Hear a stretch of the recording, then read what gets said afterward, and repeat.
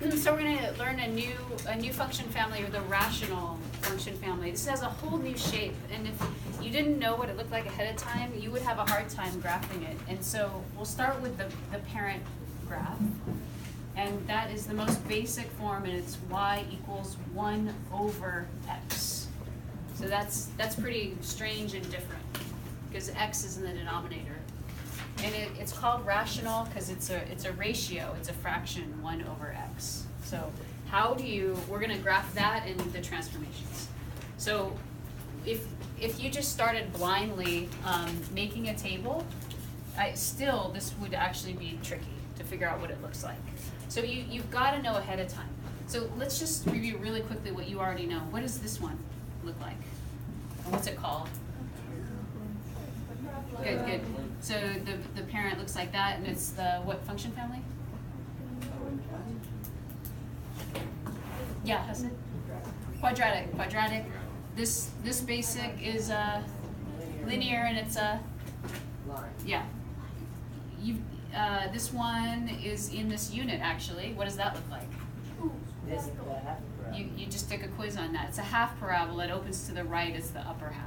Yeah, but don't use the word parabola though. It's radical, radical or square root function.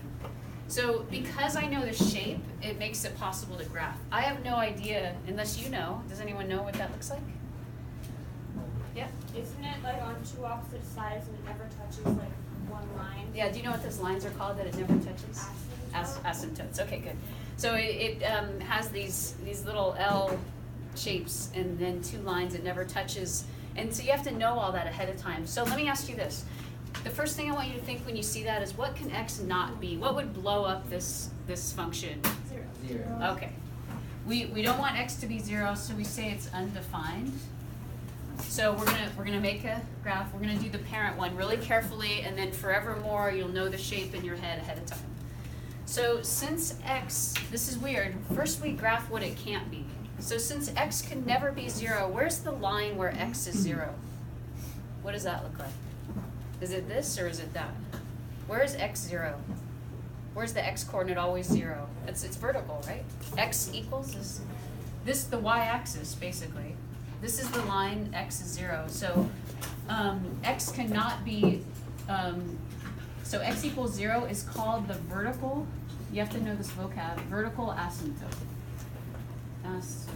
Vertical asymptote. And so our graph, this is supposed to be on the y-axis. Our graph cannot touch that. It can't go over it. It can't touch it because it would blow it up. So what about, let me label the x and y-axis too. That's the x-axis, that's the y-axis. So now this is a little bit trickier to see, but what can y never be in this? So 1 divided by a number can never be, what could it never be? 0, exactly. So y actually can't be 0 either. Can you think of a number for x that I can plug in to get 0? 1 divided by is 0, it's undefined. So the other part of my graph is called what do you think this is called? The horizontal asymptote. Horizontal asymptote at y equals 0. It can't ever touch that either. So we know that x can't be 0, y can't be 0. So all you have to do now, that's the first step when you graph these actually, is you figure out where the asymptotes are and you graph them. It's part of your graph. And now all you have to do is use the table to pick values that work. That's it. So we'll pick a couple over here and a couple of, we know we can't use x as 0. So we'll just pick a couple of x's over here, a couple of x's over here, and plug them in the table and see what it looks like. So what would that be? X would be, what can we use x as? 1 or 2, that worked. What else on the other side? -1, -2. So let's start with that. So 1, if you plug in 1, we can do this in our head. 1 over 1 is 1, and then 2 is 1/2. And what if I plugged in 3? 1/3, 4 is So it gets smaller and smaller and smaller, right? Mm-hmm. So actually, I'm gonna just do the, what if I plug in a half? 2. Positive 2, right? You take the reciprocal. 1 divided by a number, by a fraction is the reciprocal, and a third gives you, see how they get bigger and bigger? There is actually an application for this too, which I'll show you. A fourth is? 4. Okay, so let's just graph this side right now. Let's just start with that. So 1, 1, 1, 1, 2, a half, and then it, 2 a half. Okay, a half is at 2. A half is at 2. A third is at 3, and so you can see this shape. It gets closer and closer. It gets smaller and smaller and smaller, but it can never touch. There should be an arrow. And then it gets bigger and bigger, and it should never touch, and there's an arrow there. So that's what half the graph looks like. And then to get the other half, we'll just continue this is a continuation of the table. We'll put some negative numbers in. -1 gives us -1. -2 gives us -1/2. So it's basically the same idea on this side, and it gets closer and closer to the axis. So do you see how knowing the shape is really important? If you just blindly started plotting points, who knows what you would end up with? You'd probably cross over. You'd have like lines all over the place. Do you believe me? If you just plotted these random points and then you tried to connect them somehow, you could end up with a star, or a triangle, or who knows? So that's the basic, okay? That's the parent graph. And now the transformations, which I'll show you in a second, they just shift. You take this whole thing, you go right, left, up, or down.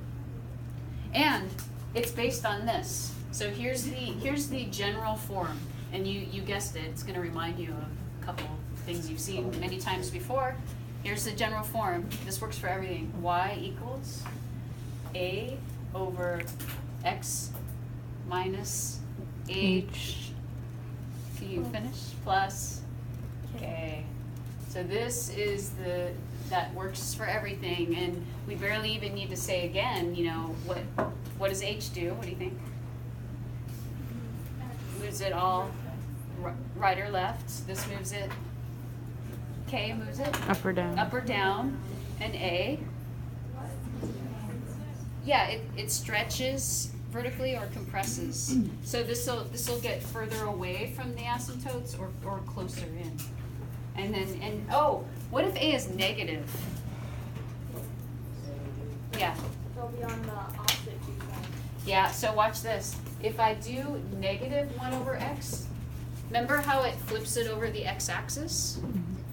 So if A is negative, you just go like this. This is what your graph looks like. That side and that side.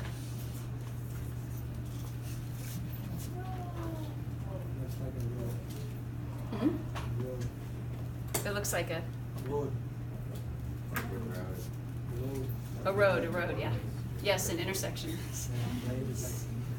Yeah, so this is what, so whenever A is negative, you're gonna use these 2 quadrants. Whenever A is positive, you use those. And now we just have to shift it around, which I'm gonna show you with an example after I erase this. We'll do at least one. So here goes. Let's try. Let's let you make one up for me, and then we'll do it together. We'll just do the steps.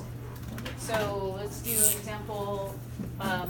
Y equals. Go ahead. What do you want A to be? 4 over. 6. Well, it has to fit this form. X minus 6 Plus plus 8. 2. Okay, thank you. I just don't want to be way off the graph here. It's make my scaling a little bit easier.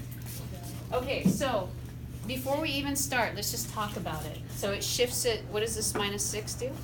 It shifts it to the right 6, up 2, and then it stretches it away by 4, away from the asymptote. So here we go. So to figure out the asymptotes, what can x not be? We'll write it like this. X cannot be, what would blow this up? What's on the bottom that would? 6. Well, you can't have 0 on the bottom, so it can't be 6. So that's where your vertical asymptote is at. It's 6. So, and that's how it shifts it to the right. 1, 2, 3, 4, 5, 6. So we have a vertical asymptote at 6. So whatever h is, that's what x can't be. And now what can y never be? Y can never be, since this whole thing can't be 0, y can't be 2. So 2, right? K is 2, so you move it up 2, and here's your horizontal asymptote. So this is, it's like a crosshair, right? It used to be the x and y axis, and then it shifted to the right and up. So A is, are we going to use this and this, or this and this? We're expecting it to be, yeah, here, this and this. First and Quadrant 1 and 3 is what they're called, yeah. Quadrant 1 and 3. So we just have to pick an x that, a couple x's that work on both sides. So we'll make a table, and we'll pick, x's, what works for x? What's a couple to the right? 8, and anything smaller? 7, right? 7 and 8 are the two. We can't pick 6. Why are you making my life hard? We can't pick 6, so we use 7 and 8. And what are these two? 4 and 5. 4 and 5, right? Okay, that should be enough. Since you know the shape, that's going to be enough. Hold on. Okay. Okay, should we do it in our head, or should we write it out? Okay, we'll write it out, all right. So we're gonna evaluate this at 7. So we go f of 7, right? It's like evaluating a function at 7 is 4 over 7 minus 6 plus 2. I'm just plugging in 7 into here. So I get 4 over 1 plus 2, or 6. So 7, 6. Now can I do it in my head? Yeah. Okay. 8 minus 6 is 2. 4 divided by 2 is 2, plus 2 is 4. 4 gives you negative 2 plus 2 is 0. And 5, negative 1, negative 4 plus 2, negative 2. So we plot these, and we should be all set. 7, 6. 7, it's going to be pretty far up here. 1, 2, 3, 4, 5, 6. And then 8, 4 is getting smaller. 1, 2, 3, 4, 8, 4. So there's 2 points, and that's enough. So you just sketch it in there, make it get closer and closer to the asymptotes. That side's done. And then we're expecting over here, so 4, 0. We're expecting, and then 5, negative 2. It's hard to tell where the axes are. 5, negative 2. 1, 2, 3, 4, 5, negative 2. And so there's that. I should have used different colors. Yeah. Why did you choose 4 and 5 for the x? 4 and 5 and 7 and 8 because this is a good question. 6 is off limits, and those were the next easiest 2 points to pick. But could I have used 3 or 2 or 1 for x? Mm-hmm. Yeah, totally. But then you're only gonna get this part. So if you choose them closer to the asymptote, you'll start to see the curve. But yeah, you can choose anything as long as it's not 6. That's a great question. Okay,